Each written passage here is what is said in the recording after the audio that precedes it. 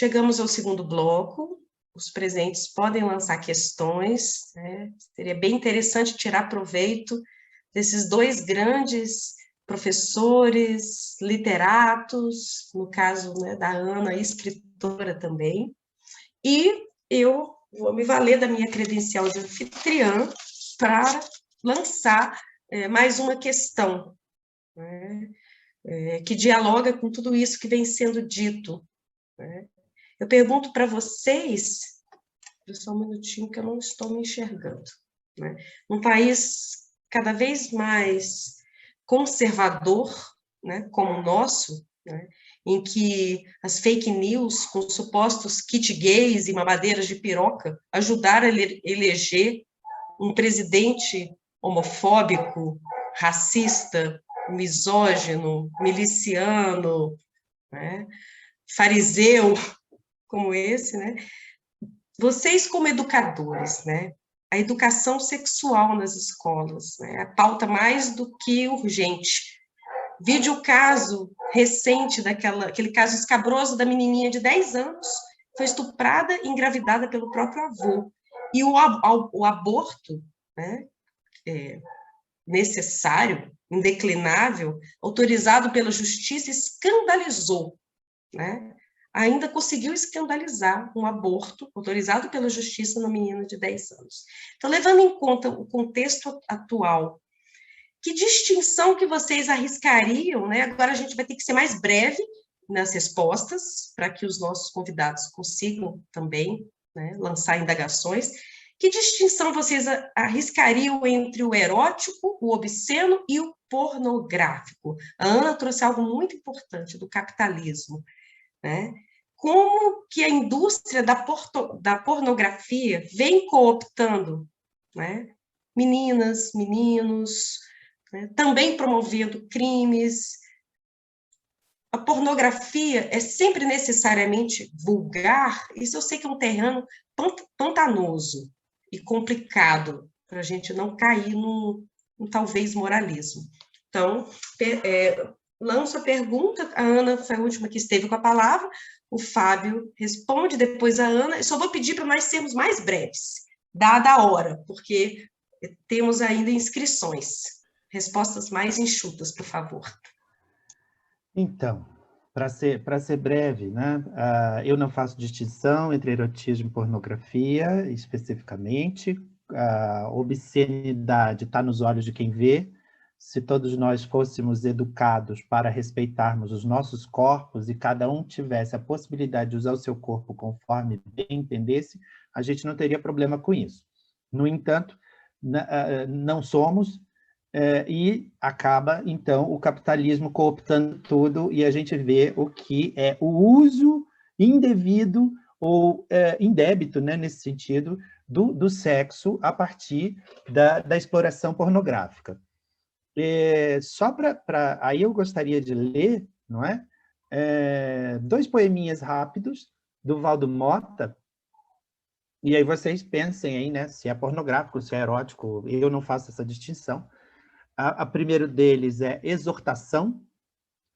Venerai o santo Fiofó, ó neófito das delícias, e os deuses hão de vos abrir as portas das inúmeras moradas do Senhor, e a fortuna vos sorrirá com todos os encantos e prodígios. E o outro é brevíssimo.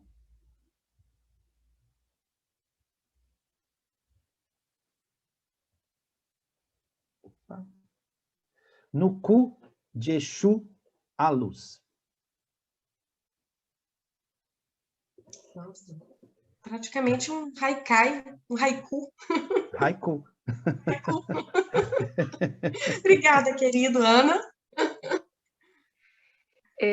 Eu, justamente, preparando essa minha fala, eu retomei uma reflexão que já foi posta numa outra live, né, Luciana, também sobre pornografia e erotismo, onde nós estávamos as duas também.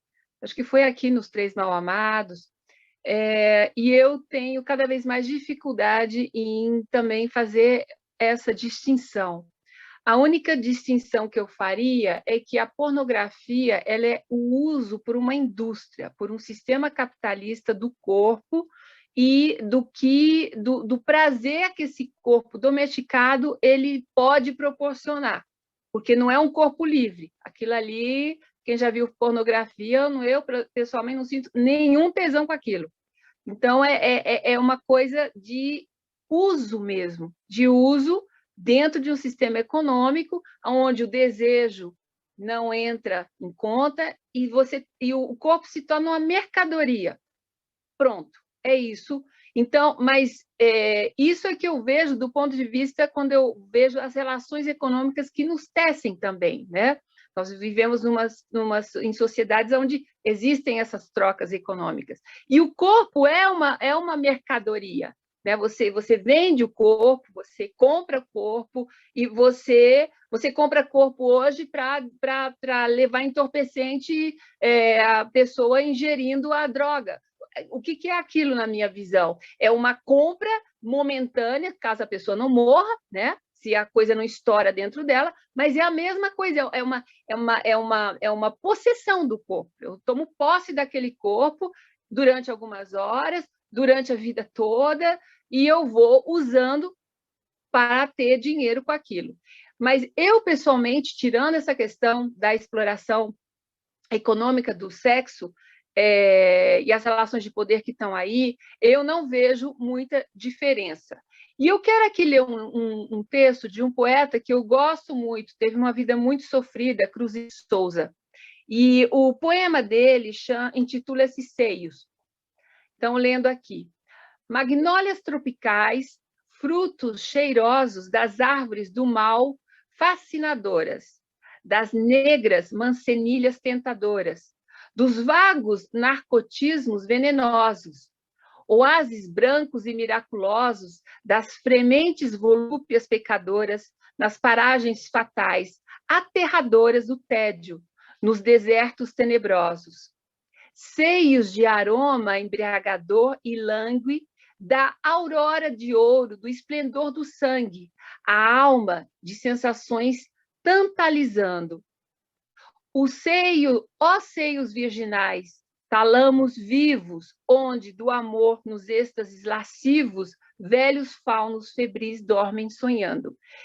Eu tendo, quando eu ouço esse poema, eu tendo a dizer que o que é erótico e pornográfico, ele muda também. Então, eu hoje tenho uma dificuldade, eu tenho a minha própria definição do que é e como é que eu enxergo os poemas, a poesia que eu escrevo, aí eu falo como poeta. Mas quando eu leio esse poema de Souza e Cruz, eu não consigo mais estabelecer essas categorias, isso é uma coisa, isso é outra. Então, é isso, Luciana, eu deixaria uma resposta entre dois ali, né? Algo que é e não é, porque isso também muda.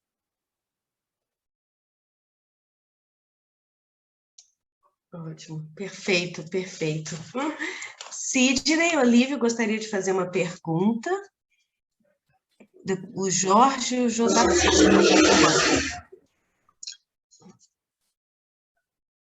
Oi, Sidney.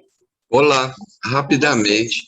Eu peço perdão novamente, mas eu estou com um problema nessa câmera aqui e não tem jeito, eu vou ficar escondido aqui. A viva voz está ótimo. Tá joia. Não, primeiramente, parabéns a todos, principalmente a Ana e ao Fábio pela exposição, um tema que a gente ficaria a noite inteira conversando, né? Desde a perda do paraíso como uma tomada de consciência, né? E a cobra que se fudeu nessa história. Mas o que eu queria falar, queria colocar um tema rapidamente, curto. Vocês não acham que parte da literatura de hoje não procura um consolo fácil não está ajudando a disseminar um positivismo tóxico. A outra coisa é o mundo está falido. Vocês acham que o mundo está falido quando a gente toca a liberdade e o pensamento por um prato de comida? Obrigado, gente.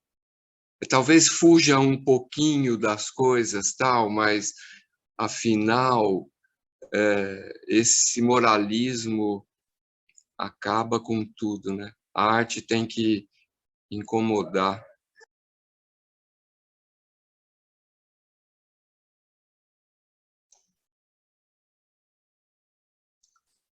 Quem gostaria de começar? Ana, Fábio? Ana. Eu posso, se o Fábio não quiser começar, eu posso começar, mas, Luciana ou Sidney, eu queria um resuminho da pergunta, que eu não pude anotar, não consegui anotar, meu gato estava aqui comigo, eu não consegui anotar. Então, Sidney. Eu vou repetir. Repita, por favor. Ana. Não, é porque eu acho que parte da literatura, hoje em dia, corrobora com esse moralismo tal, e sempre procura um consolo fácil, e que ajuda a disseminar uma positividade que eu acho que é tóxica. Queria saber o que você acha disso, e se também o mundo não está falido quando se troca a liberdade e o pensamento por um prato de comida. Tá, só terminando aqui.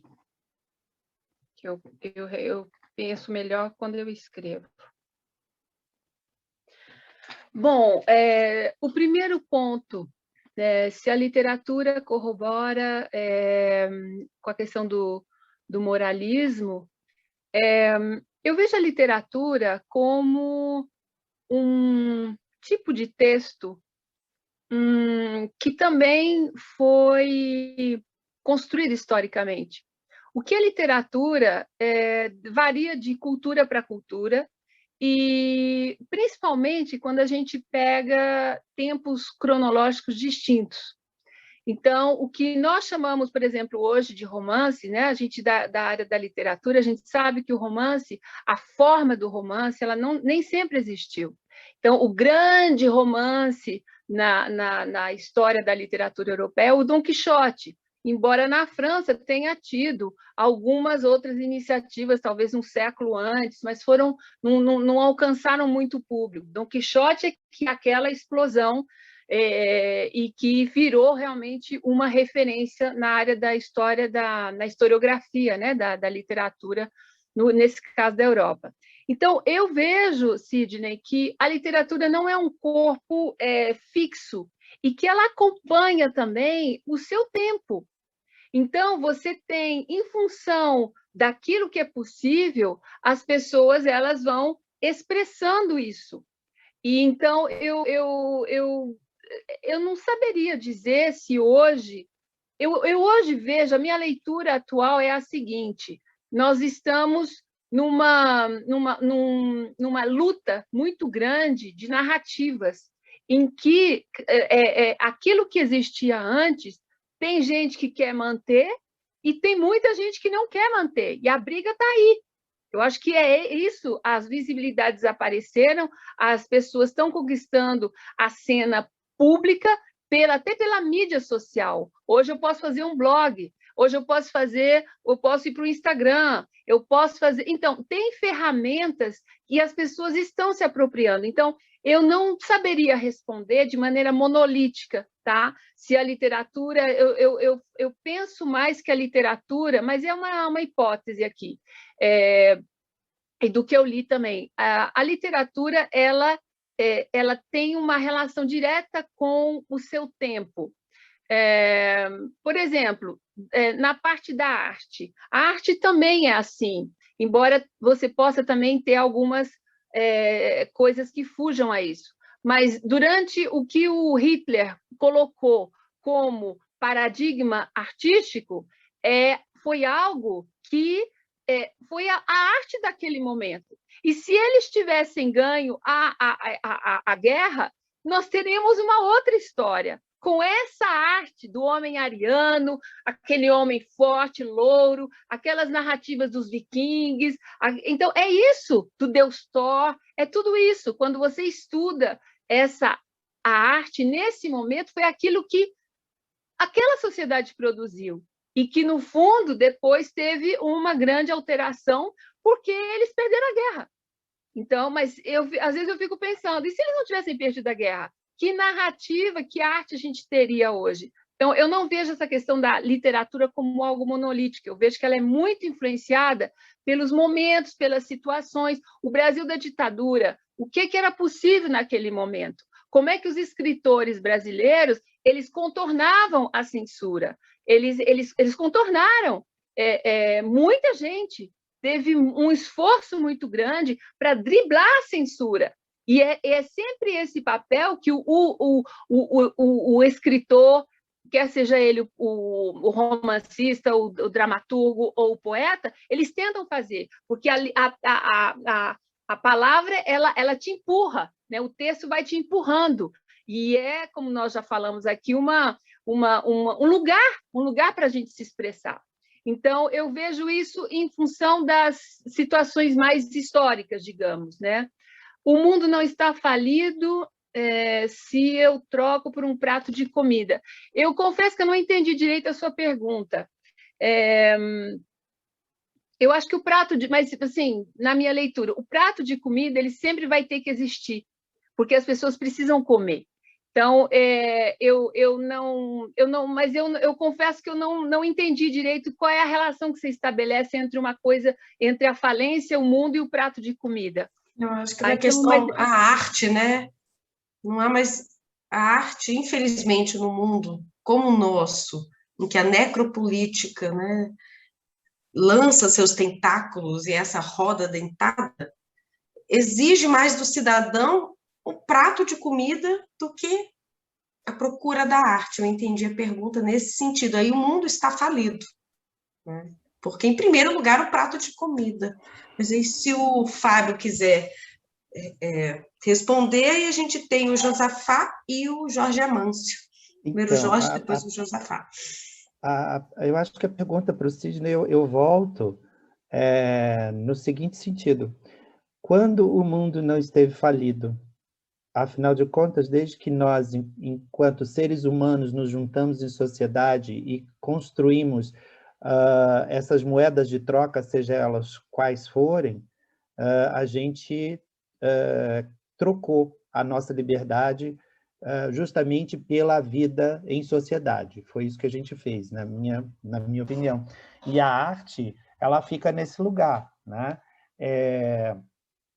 Só pensando que hoje, né, essa ideia de que você fala da arte positivista, Sidney, eu penso o seguinte: existe a arte que vai continuar fazendo o que o mercado manda e o que o bom gosto exige, e existe aqueles que vão continuar fazendo o que sempre fizeram, que é peitar o sistema, peitar o modo da arte.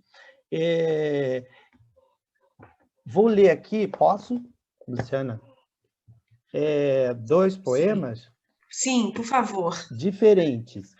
Um é do Antônio Cícero, tá? Que está na Academia Brasileira de Letras, e que é um grande poeta mesmo assim, e que tem uma poesia que corteja o bom gosto e toda a questão, não é, do padrão e tudo mais. Esse poema chama-se De Trás para Frente. O amante, cabeça, tronco, membro, eretos para o amado, não decifra um só instante. Eu mesmo ainda me lembro, o amante é devorado. Já o amado, por mais ignorante e indiferente, decifra o seu amante de trás para frente. Esse é um poema muito bem organizado, muito bem arquitetado, dentro de todos os moldes métricos né, e rítmicos e sonoros que ele consegue fazer, mas a temática é uma temática que vai contra o sistema colocado, né? E aqui eu tenho um livro de uma poeta jovem, ela acabou de ser lançada, tá? Abigail Campos Leal é o nome dela. O livro dela chama Escurecendo, com S. É uma brincadeira toda, porque ela faz muito trocadilho. E ela é uma poeta que está peitando o sistema de todos os modos. E o poema que eu vou ler chama Cosmoagonia Cis-hétero. O que você tem a ver com as minhas curvas, com a minha gordura, com o meu chuchu, com a minha taba, com as minhas migas e com a minha aquendação? Nada disso. Eu disse nada. Disso te diz respeito. Qual é o bafo? Você está bem louco de cisgeneridade? Ou é a sua heterossexualidade que está com defeito? Meu simples existir faz seu gênero e sexualidade ruir? Como é que é? Euzinha de boa na minha, destruir sozinha seu mundo? Na boa, não sei se foi seu cérebro ou seu coração que derreteu. Como tu ainda não entendeu que a porra desse mundo nunca foi teu? Ela é uma transexual, não é? Não binária. E está aqui colocando a crise para esse sujeito hétero. Então, vão continuar existindo. Eu acho que essa é uma das questões mais importantes que a literatura tem, que enquanto existir seres humanos que querem ser criativos, a gente vai continuar fazendo nesse mundo que nunca foi coisa que prestasse, não é? Mas a gente está tentando resistir. Para mim, a questão é essa. Olha essa reunião aqui de pessoas que tiram seu tempo para falar dessas questões, não é? E isso é discutir vida. Sim, perfeito. Poema porrada mesmo, né? E como não discutir, como não trazer a questão identitária, né? O gênero, né, que ultrapassa o que é natural, é um construto, é cultural, sim. Isso está na nossa frente, a um palmo dos nossos narizes. Muito bom, excelente. Bom, temos a Marli. Só agradecer o Fábio e a Ana, perfeitamente respondido. Muito obrigado. Lembrando, Sidney, que eu ia falar, desculpa, é que você, como não está aparecendo, você está obsceno.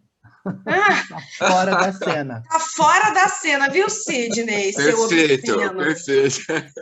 Tá muito pertinente para esse programa, Sidney Obsceno. Bom, a Marli, depois temos os nossos mal-amados, Jorge e Josafá. Se alguém mais quiser fazer uma pergunta. Boa noite. Na verdade, eu não queria bem fazer uma pergunta assim, bem pontual, mas dar uma oportunidade para o Fábio falar um pouco mais dos trabalhos dele da pesquisa. Eu sei que parte do trabalho dele parte muito a partir de Lúcio Cardoso, não é isso mesmo? E você vai confirmar isso depois para a gente, né? E eu queria que você também fizesse um panorama rápido aí dos estudos do homoerotismo na literatura, né? Considerando que, em favor de uma normatividade, muitos textos que já trataram do tema não foram bem lidos, como um exemplo, citar só um exemplo, Bom Crioulo, que já foi produzido lá em 1895, no meu entender, foi mal lido, né, no sentido de que o tema não foi trazido para as reflexões dentro da academia, né? E aí, queria que você falasse um pouco desse cenário nos estudos. Eu sei que você falou um pouco aí, mas ampliasse essa questão e falasse mais pontualmente dos seus grupos de estudo, da sua pesquisa, o livro recente que você publicou, né? Um pouco desse histórico aí. É isso, querido. Obrigado, Marli. Bom demais te ver. Tem muito tempo que a gente não Igualmente. se encontra. Muito tempo mesmo. 2012, quer dizer, foi 2012, acho que foi a última vez que eu te vi, foi? Quando você foi para Uberlândia, eu não te vi mais, só virtualmente. Isso, 2012, então é isso mesmo. Obrigado pela pergunta, está levantando a bola aqui, vamos lá. Então, eu trabalho com o Lúcio Cardoso, ele é um dos autores que eu pesquiso, né? Hoje, a minha pesquisa é sobre escritores católicos homossexuais brasileiros. Então, eu trabalho com Lúcio Cardoso, Otávio de Faria, Valmir Ayala e Paulo Hecker Filho. São esses 4 que têm me dado trabalho hoje, né?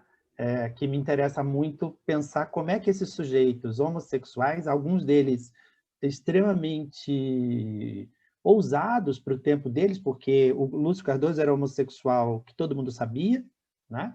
O Otávio menos, o Valmir sim, todo mundo sabia, e o Paulo Hecker não sabia, né? Era alguma coisa. Só um parênteses aqui, inclusive a grande paixão de Clarice Lispector, né? Sim, sim. O pior é o seguinte, é que eu fico pesquisando os acervos, né? E aí eu vou achando cartas e mais cartas e mais cartas, e você está mexendo na intimidade dessas pessoas. Então, a última carta que eu descobri me deixou assim, muito...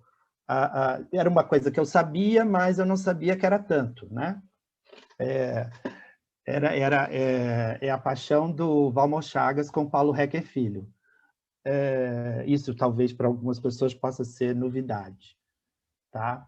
Mas a carta é engraçadíssima e tal. Fica para outra vez, assim. E a outra pesquisa que eu tenho, né, que é uma pesquisa que agora vai sair um livro, que é esse O Sexo da Palavra, eu trabalho levantando na literatura brasileira cenas sexuais homoeróticas. Então, eu vou trabalhando mesmo com as cenas, como é que elas estão descritas em romances, né? Romances e contos, é só na narrativa que eu trabalho. E o levantamento foram 116 romances, não é?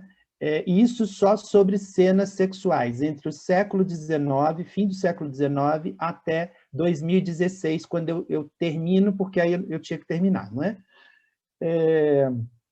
E aí é uma questão muito interessante, porque aquilo que aparentemente é pornográfico, nada tem de pornográfico.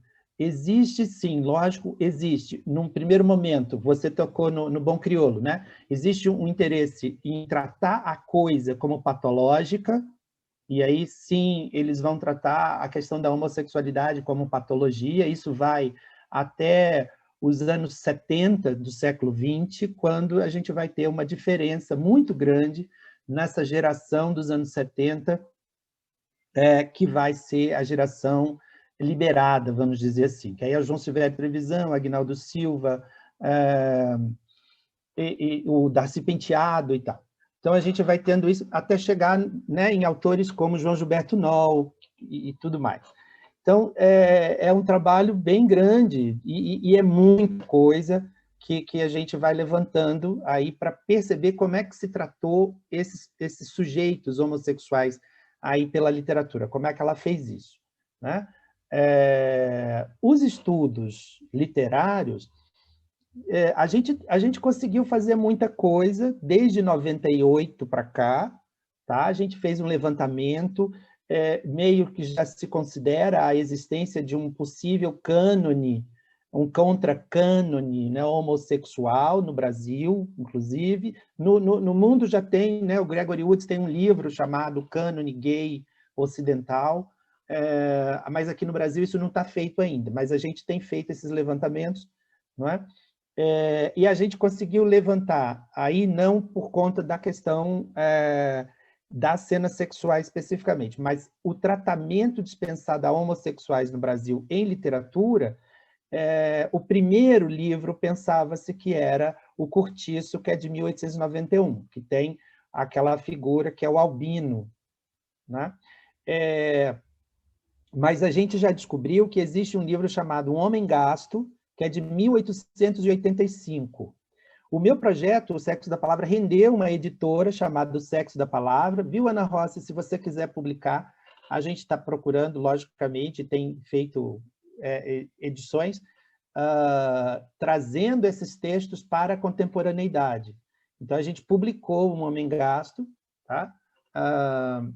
E a gente publicou um livro do Valmir Ayala chamado Um Animal de Deus, que é de 62, que passou completamente batido pela crítica, que não quis saber do texto, e é um texto belíssimo, mas não se quis mexer. Então, até hoje a gente tem o problema do Guimarães Rosa, que não se pode tocar muito fácil, não é? No Grande Sertão, Veredas, né? Mas aquela questão da Diadorim e do Riobaldo é um amor homoerótico, não há como você passar batido naquilo, mas durante muito tempo tentou se calar, não é?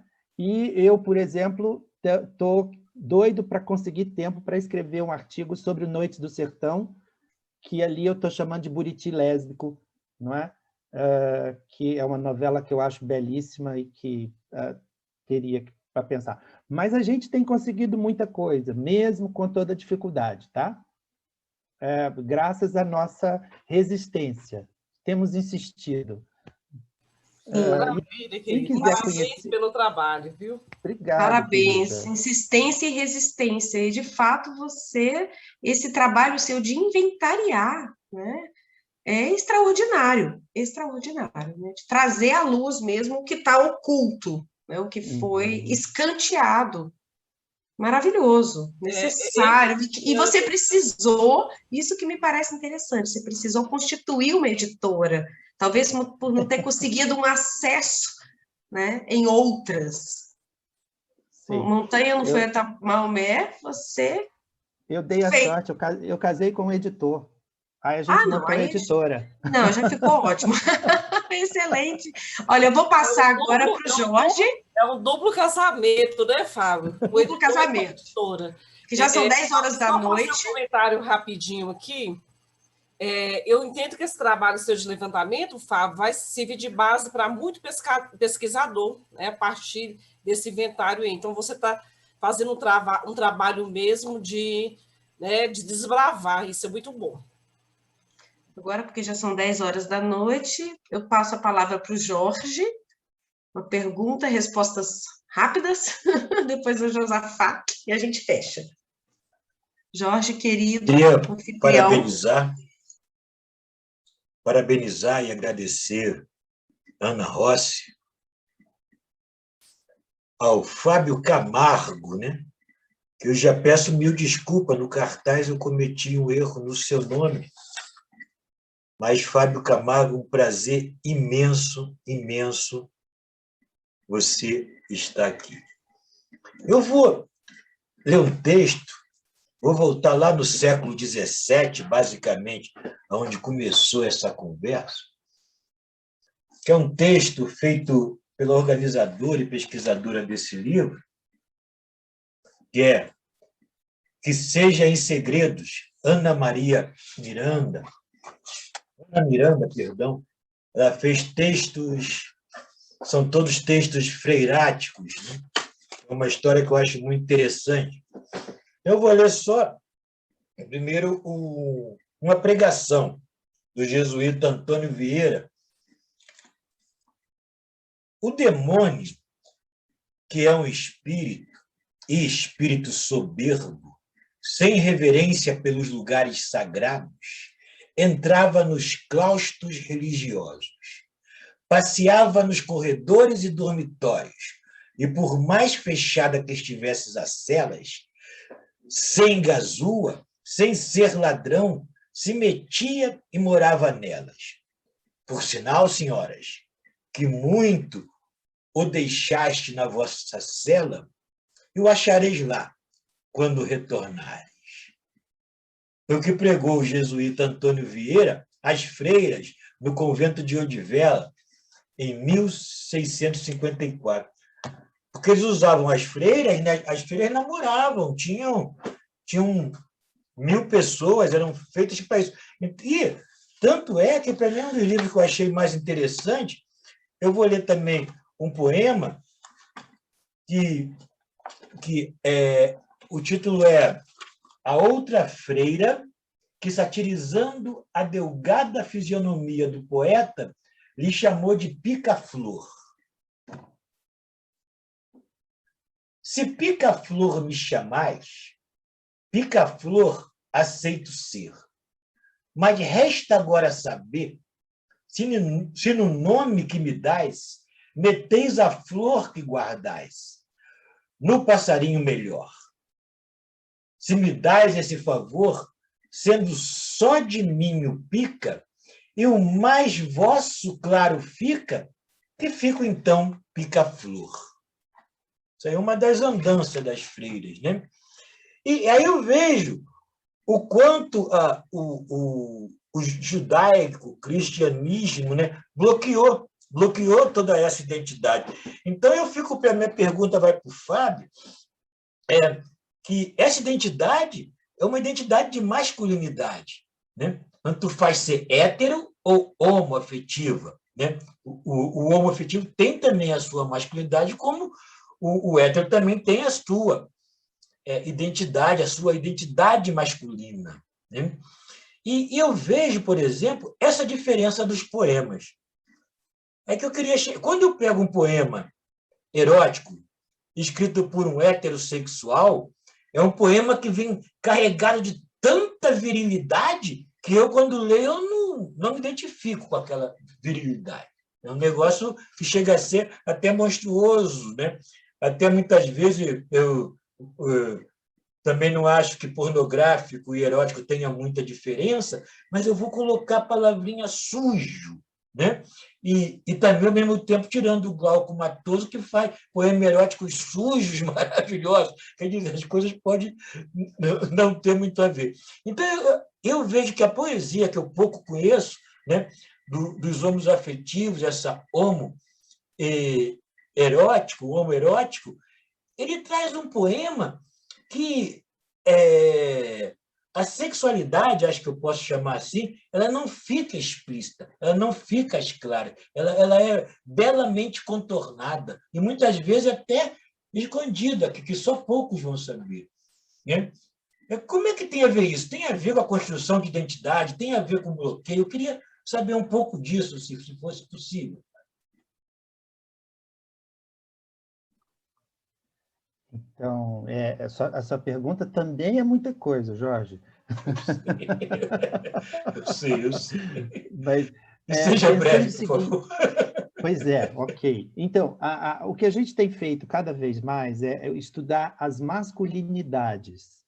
E a gente vai percebendo que elas são diferentes, não obrigatoriamente você consegue generalizar. Então, a gente está tentando entrar nessa singularização. Com a questão dos poetas, por exemplo, também a gente vai ter o mesmo caso. A gente pode singularizar um poeta como Antônio Cícero, que é bastante eufemístico, muitas vezes, e um poeta como o Valdo Mota, que eu trouxe, que não tem nada de eufemístico e que produz matéria muito bacana, muito diferenciada, assim como o Glauco Matoso. Então, o que a gente tem seria esses diferenciais que cada sujeito, não é, vai produzindo. Me parece, se tem uma questão que é muito importante, de modo geral, para poeta, é a questão da singularização. Então, nesse sentido, essa sexualidade, quando ela vai para o poema, você vai tendo essa singularização, que também tem a ver com circunstâncias. Você pegar um Garcia Lorca, por exemplo, é totalmente no armário, porque naquele momento aquilo é impossível de ser dito, não é? É um tempo em que o amor não poderia dizer de jeito nenhum. E o que a gente tem hoje é a possibilidade de alguns escancaramentos. E isso eu tenho visto em vários poetas que são os que têm me interessado. Tá?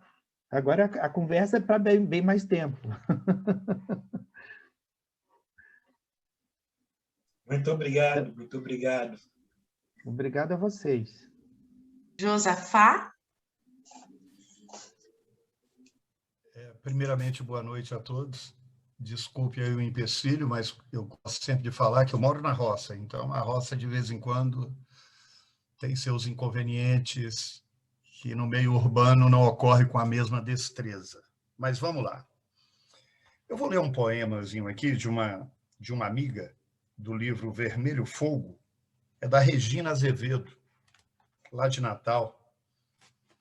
E o livro dela, ela define como lírico e romântico. Língua. Li um texto com meu namorado e agora me come para cima, me come para baixo. É que a vida inteira tentamos fincar bandeiras enquanto podíamos sambar.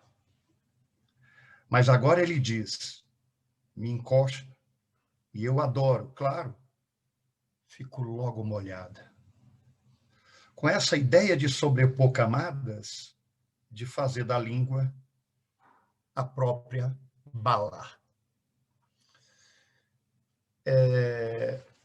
Em minhas leituras, né, de Adélia Prado, Gilca Machado e a própria Olga, nós sabemos que cada uma procura, de certa forma, expressar seu erotismo de maneira diferente. Mas ao ler essas três poetas, eu não vejo fronteiras entre poesia e erotismo. Mesmo porque poesia e erotismo, eu até estava falando com a Marli aqui por fora, que poesia e erotismo caminham no mesmo ritmo, né? E vivenciam, de certa forma, a realidade de prazer com a escrita do corpo e o corpo da escrita. Acho que seria basicamente isso. Mas o que eu quero perguntar, na realidade, a Ana, seria o seguinte, Ana, se discute muito essa questão, qual a fronteira entre poesia e erotismo, qual a diferenciação entre poesia erótica, poesia pornográfica, erotismo, pornografia. Mas olha só, esse livro, por exemplo, da Regina Azevedo, não é um livro de poesia e erotismo. Como ela própria define, é um livro de poesia e romantismo. Então eu pergunto, a poesia erótica, ela é uma questão de interdição, como o Fábio colocou, de interdição, e eu até acrescentaria, Fábio, de punição do desejo, né? Mas, ao mesmo tempo, eu pergunto, a poesia erótica é uma questão de interdição e punição do desejo. Nesse caso da Regina, eu pergunto, há fronteiras definidas entre poesia erótica e poesia romântica, já que eu não considero esse poema dela como um poema erótico, mas sim romantismo, Ana? Por favor. É muito interessante, Josafá, sua pergunta, porque eu compartilho da mesma opinião. Só que, por exemplo, no meu caso, quando eu escrevi esse conjunto de poemas, eu fiquei muito indagando qual seria, em que classificação no âmbito da poesia eles poderiam entrar. E eu decidi, mas é por uma manifestação política, de dizer que isso é poesia erótica. Mas foi uma decisão que eu tomei, mas isso é na minha atitude dentro de um espaço público, etc. No âmbito do próprio poema, eu concordo com você. A poesia erótica, por que a gente não chama de amor? Não é? Por que a gente não tem outra palavra para dizer isso? E qual é justamente a fronteira entre uma coisa romântica, uma poesia romântica e uma poesia erótica? Digamos, na confecção, né? Naquela questão manual que a gente vai ali construindo o poema com palavras e vai e volta, deixa um tempo, alguns escrevem mais rápido, outros não, tem um tempo de maturação. Todo esse fazer poético que alimenta e que estrutura o que a gente constrói aos poucos, isso, para mim, nesse nível, não tem nenhuma diferença. Eu vejo a diferença muito mais, no meu caso, como uma manifestação política mesmo, de dizer, não, eu quero trazer esse assunto aqui. E sabendo também que como foi dito várias vezes aqui, a gente está numa sociedade altamente onde as coisas acontecem de maneira muito, ou aconteceram historicamente de maneira muito escondidas, mas muito permitidas. Por exemplo, se a gente falar da questão do estupro durante a escravidão, era assim que as relações ocorriam, muitas delas. O senhor de engenho, o branco, o homem branco com a mulher negra. Então, e depois construiu-se toda essa questão da miscigenação, as relações de igualdade, né? Entre aspas, tudo isso, que a gente sabe que não é. Então, isso tudo, na minha opinião, são questões relativas à política. E aí, cada autor vai se posicionando de uma forma ou de outra, em função da compreensão dele. No meu caso, quando a gente fala da confecção do poema em si, eu realmente não vejo diferença, porque o amor e o romantismo, qual é a fronteira disso? Você pode ter, isso é infinito. Então, essas caixinhas que a gente vai colocando, que a sociedade vai colocando, daí a importância da gente questionar. Então, o que eu entendo por pornografia? O que é erotismo? Eu não aceito como dada essa visão que é do senso comum. Não, eu quero construir a minha visão. Então, o que eu teria a dizer. Eu queria ler também, aproveitar e ler dois poemas de uma autora que se chama Angélica Freitas, e o livro dela é Um Útero é do Tamanho de um Punho. Eu, pessoalmente, fiquei extremamente impactada com o título dela, porque ela já traz o útero como um punho. Um punho é uma coisa de luta, de força, que normalmente não é associado, em termos de sentido, ao útero. O útero, ele, na nossa sociedade, é o local de gestão da vida, mas ele está ligado à feminilidade, tal como ela é concebida, né, na nossa sociedade, mas não como um punho, não como uma força. Então, ela tem o primeiro poema dela, que tem a ver com a sujeira, a mulher suja e a mulher limpa, que tem a ver com a pornografia, com que a gente pode depositar como sentido na pornografia. A pornografia é uma coisa feia, já o romantismo é uma coisa bonita. Então, a gente está novamente nesses polos. Então, o poema dela é o seguinte, tudo em minúscula, ela rejeita pontuação e letra maiúscula, então ela se coloca justamente também na escrita dela em pleno segunda metade do século XX, né? Que foi o momento em que essas convenções foram mais ou menos quebradas.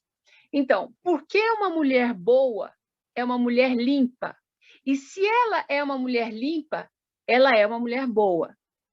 Há milhões de anos, pôs-se sobre duas patas. A mulher era braba e suja e ladrava. Porque uma mulher braba não é uma mulher boa, e uma mulher boa é uma mulher limpa. Há milhões de anos, pôs-se sobre duas patas, não mais ladra, é mansa e boa e limpa.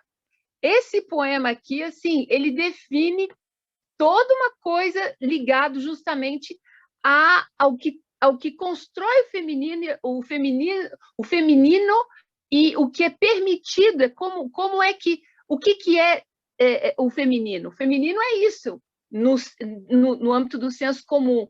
Eu não quero ser suja, porque suja é a outra. Eu quero ser limpa. Eu tenho que ser limpa. Não é que eu quero, eu tenho que ser limpa. O que é ser limpa? É tomar banho? Não, a gente está falando de outras coisas. A gente está falando de um conjunto de atitudes, a gente está falando de comportamento, a gente está falando de engajamento, a gente está falando de várias outras coisas. O segundo poema desse mesmo livro também tem a ver com a beleza e a feiura, que está na mesma lógica do anterior. Uma mulher muito feia era extremamente limpa e tinha uma irmã menos feia, que era mais ou menos limpa. e ainda uma prima incrivelmente bonita, que mantinha tão somente as partes essenciais limpas, que eram o cabelo e o sexo. Mantinha o cabelo e o sexo extremamente limpos, com um shampoo feito no Texas por mexicanos aborridos. Mas a heroína deste poema era uma mulher muito feia, extremamente limpa, que levou por muitos anos uma vida sem eventos. Então, são vários poemas onde ela toca justamente nesses estereótipos. Então, Josafá, eu acho que eu respondi, pelo menos em parte, a sua pergunta. Eu não vejo, na confecção, eu não vejo diferença. Eu acho que essa diferença é uma diferença imposta por relações de poder que a gente tem que questionar. Mas na maneira como a gente constrói o poema, não. Sim, claro. Você sabe por que eu digo isso, Ana? E aí o Fábio também, né? Quero até agradecer, não conheço o Fábio Camargo, é um prazer estar aqui acompanhando. É que quando a Marli, por exemplo, estávamos conversando aqui sobre a questão da academia, não tocar nessas questões, né? E aí eu falei com ela que quando eu leio poesia erótica, eu acredito que eu estou acrescentando mais uma peça ao que eu chamaria meu mosaico de leitura, né? A poesia erotismo, do que qualquer outra coisa. Né? Então, eu acho que as duas coisas se conjugam para inventar novas realidades, né? Sentidas na relação de criatividade do que nós chamamos de quem escreve e de quem lê. Né? Então, eu acho que a grande questão está aí, mas não há dúvida de que, né, o estudante em si, a academia, ela peca exatamente por não levar isso dentro de da poesia no todo, né? E seus caminhos e suas interpretações.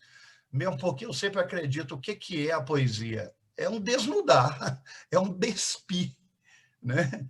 É um despir para tudo. Até mesmo essa fronteira entre poesia e erotismo, erotismo e romantismo, erotismo e pornografia, enfim, eu acho que tudo vai para o mesmo buraco e vai dar o mesmo orgasmo. Obrigado, Ana. Josafá, só complementando aí, antes do Fábio falar, bem rápido, a academia é uma instituição de poder, onde você tem um controle do discurso. Então, você não pode falar tudo, você não pode estudar qualquer objeto. Existem objetos de estudo totalmente cânones, outros marginais, outros aceitáveis e outros não aceitáveis. E na literatura também. Uma das questões que eu vejo, e que é uma coisa que eu tenho comigo, né, vivendo isso em vários departamentos, em várias universidades, no âmbito da literatura, é que o desejo não é levado em conta.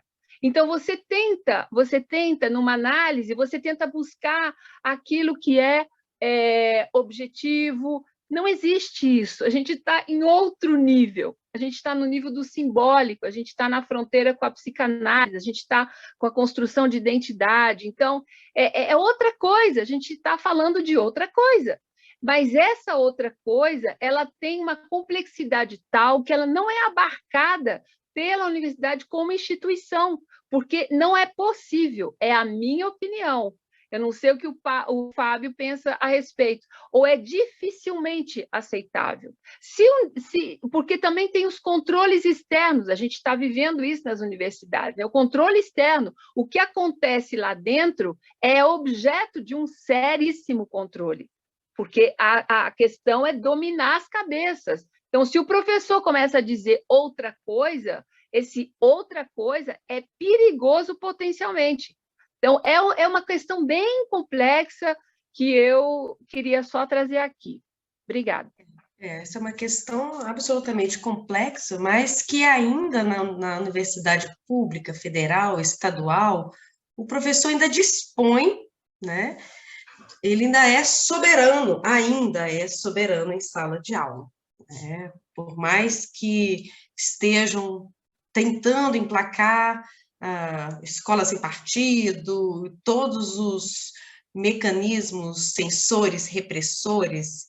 Acho que cada professor, na hora que constitui o seu plano de aula, né, dá conta de trazer tudo isso, né, fazer um curso inteiro que gravite, né, em torno do desejo, seja em que campo for.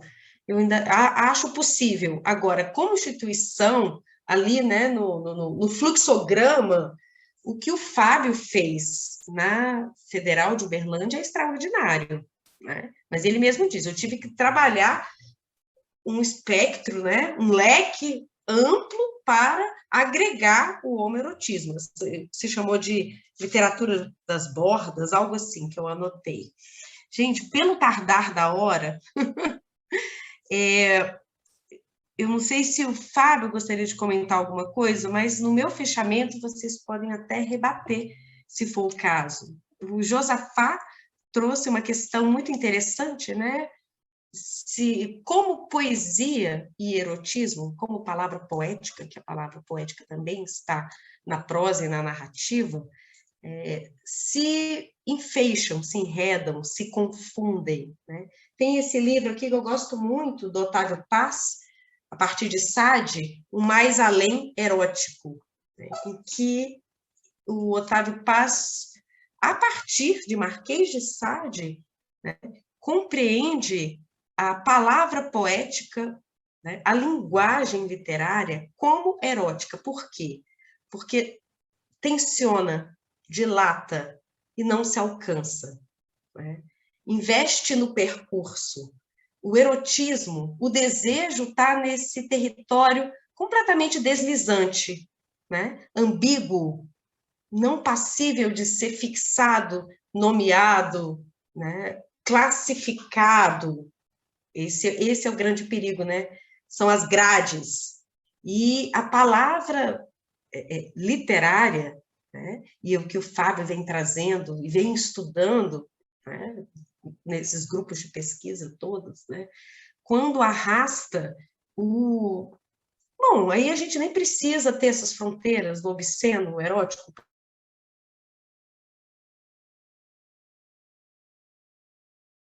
Então, esse mais além é o erótico, né? É necessariamente o erótico. O erótico não necessariamente é o que está no campo da sexualidade. O Fábio trouxe algo muito interessante, né?